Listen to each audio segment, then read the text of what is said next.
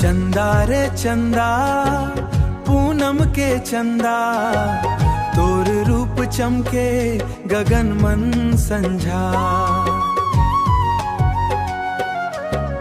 धीरे धीरे हासस मोर मन लुभास, तो माया मोर दिल हर बंधा।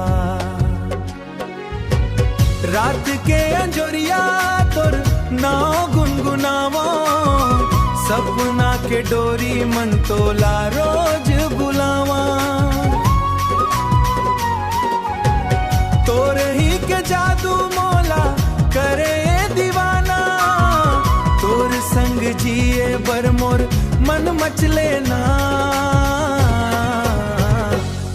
चंदा रे चंदा पूनम के चंदा, तोर रूप चमके गगन मन संझा। धीरे धीरे हासस मोर मन लुभास, तो माया मोर दिल हर बंधा। महुआ के खुशबू पवन संग आवे, तोर सुरत मोला हर पल तड़ पावे। नदिया के किनारा चांदनी बिछाना, चांदनी बिछाना, तोर संग बिताना मोला ये जमाना। तै मोर सपना तै मोर आस, तोर बिना लागे सुना ये संसार।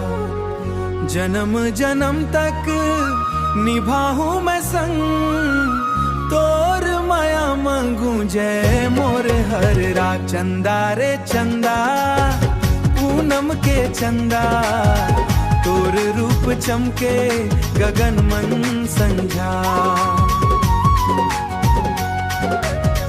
धीरे धीरे हासस मोर मन लुभास, तो माया मोर दिल हर बंधा। चंदा रे चंदा मोर दिल हर बंधा।